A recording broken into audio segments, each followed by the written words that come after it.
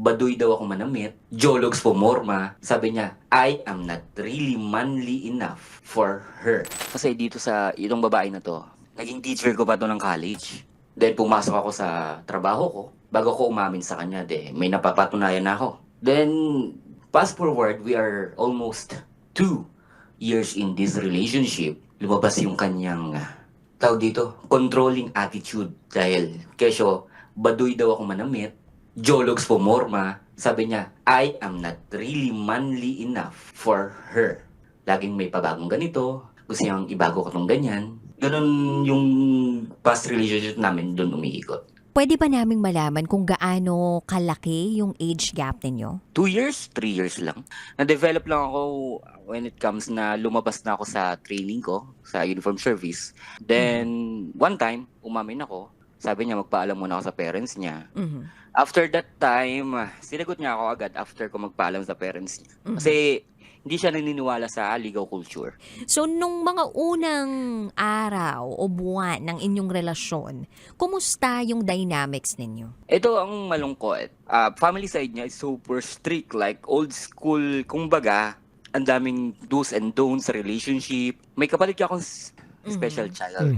So, sabi nila, pa nagkaanak kami, so maaaring mapunta doon yung genetics, like that.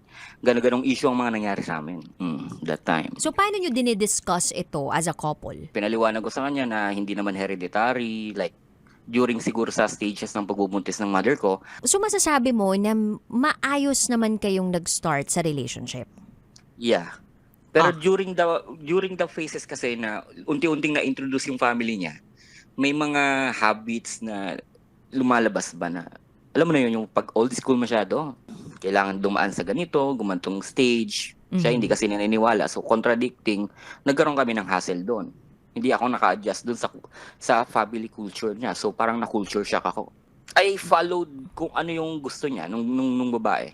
Doon ako naka-follow. So, parang na-misplace ako. Hindi ko alam kung saan ako lulugar.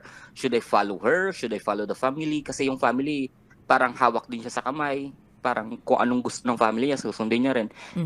Doon lang parang nagkaroon ng matinding conflict regarding doon. Okay. So, fast forward, sinabi mo na parang nagiging controlling na siya. Sinasabi niya na mga badu yung mga suot mo. Paano nag-shift into that? Minsan nalilimutan ko yung panyo, like that, yung bags ko, pang uniform pa rin, pagpasok pa rin sa opisina minsan na nadadala ko. Mga ganon, doon nag-grow. Then dumating pa sa point na pinapili niya ako kung parents ko ba o siya. Nagseselos kasi siya sa aking parents kasi that time nagkaroon ng problema sa bahay. Inuna ko muna yung parents ko. Ay, ang sabi niya, papapiliin kita, anong pipiliin mo? Ako o yung parents mo? Anong sinagot mo? Sabi ko parents ko. Kasi yun ang unang bumuhay sa akin. Kahit pa paano, siguro pipiliin ko yung parents ko habang hindi pa ako commit or kasal sa kanya. Anong reaction niya? Nalungkot. Ang iniisip niya, siya dapat ang piliin ko at ipagpalit ko yung parents ko sa kanya. Yun ang sinabi niya sa akin. Hindi mo kailangan itanong eh. Hindi pwedeng magpantay ang pagmamahal mo sa magulang at dun sa partner mo. Magkaiba yan eh.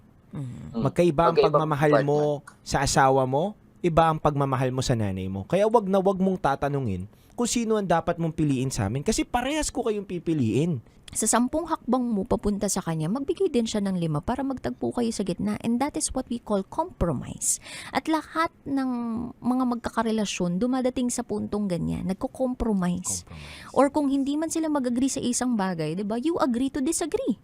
You still choose each other despite of all the flaws, of all the mistakes, and the disappointments na naramdaman mo because may isa siyang aksyon na ginawa o nasabi siya na nakatsakit sa iyo. Hindi, siguro yun lang yung naging choice of words niya na hindi ka mature. Pero hindi naman siguro yun yung gusto niyang puntuhin. Dahil hindi mo lang talaga siguro siya naiintindihan.